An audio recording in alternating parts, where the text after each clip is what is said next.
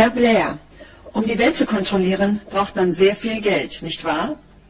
Wo kommt Geld her und welche Rolle spielen die Banken in der neuen Weltordnung? Well, money was once tied to a gold standard, but not anymore. Banks create money, then they lend it out, charging high interest rates. Even governments must borrow from international banks, and the interest on their loans is what citizens must pay back, and it's called the foreign debt. Now, even the solidarity tax that I believe West Germans are paying to East Germany is just the interest on the debts that were once owed by the old DDR to the international banks, with the difference that the money was borrowed in worthless East German marks, but now is being paid back in hard West German currency. Now, the banks have created so much money that no country can produce enough anymore to pay back their debts, which means that we all owe more than we can repay. So when the banks come to demand their money back, we may have to give our country, our land, and all our resources to the international banks. In this way, our children may be sold into slavery. To put a country into great debt is perhaps the best way known to gain control over an entire country without using military force. And with very rich countries like my own, like Australia, it was difficult to drive the country into debt. But our foreign debt was driven higher by a few politicians who not only believed in internationalism, but seemed to be working for internationalist forces. And massive amounts of money was given away to foreign countries under the guise of aid programs is a good example. And Australia has even given away millions of dollars to the Sultan of Brunei, who's probably one of the richest men in the world.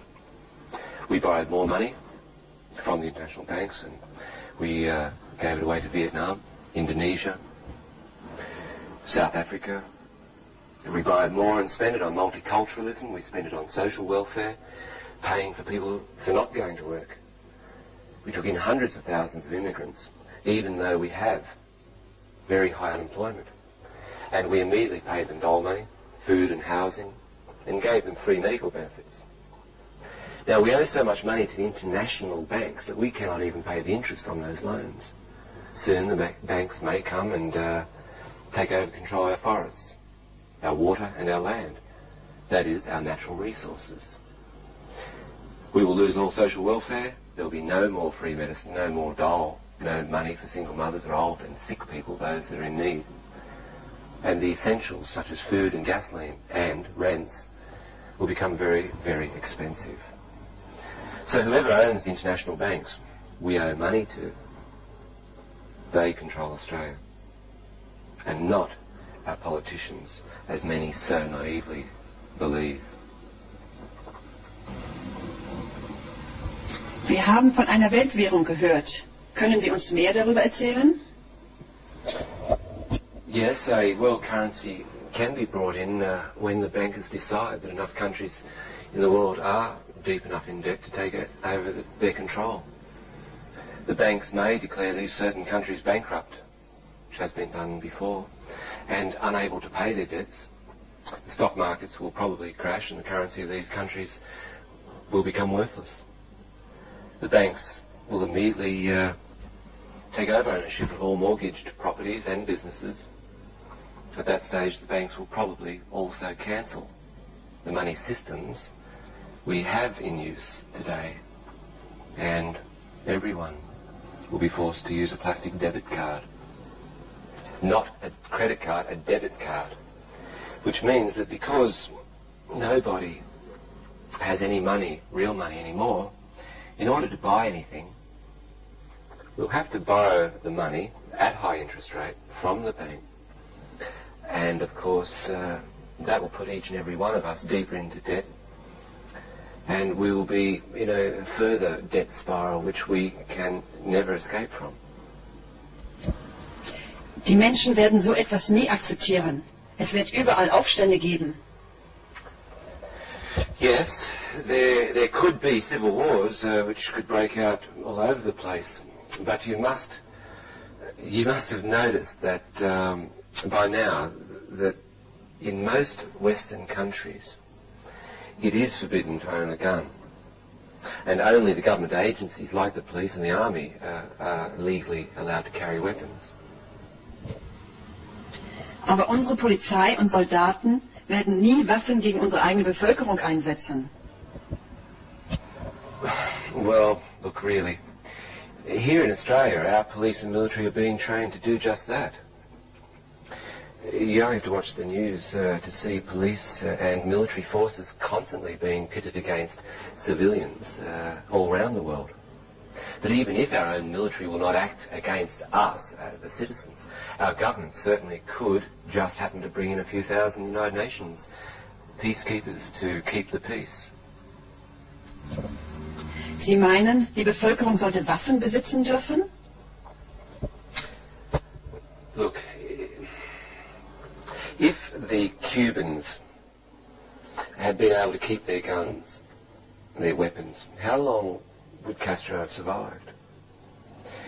And the first thing that Lenin did to the Soviet people was to disarm them.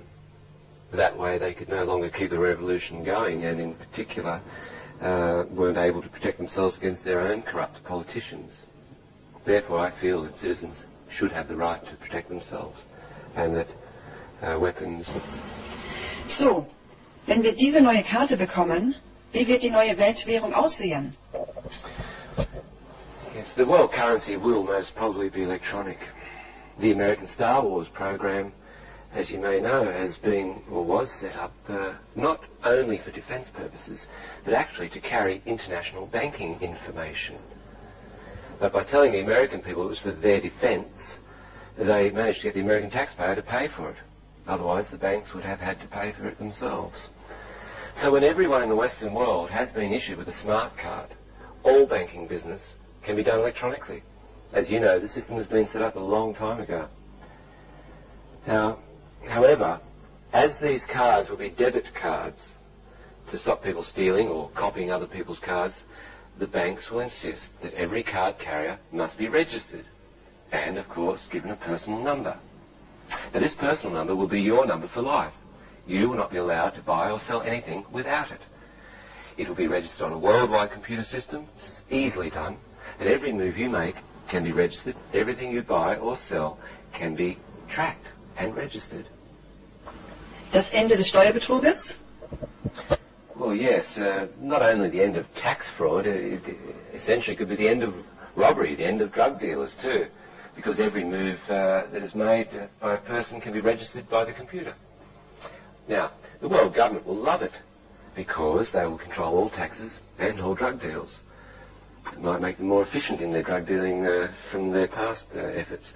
Now, all your finances will be totally controlled by the banks and the groups that own them. You will not be able to buy a bus ticket if they don't want you to do so. Also sind es die Banken, die die neue Weltordnung kontrollieren? No, it's the people who control the people who control the banks. It's a group of elite who have world passports that control the new world order. But there are quite a few groups, both political and religious, that are unwittingly supporting the idea of world government and helping to promote the new world order elite to gain control.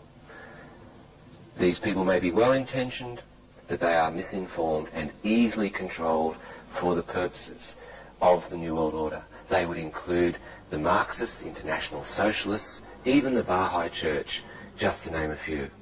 These groups, who now hope and who are working towards a world government, do not yet realise that when the elite are in power, that these groups who assisted them to come to power will be made illegal.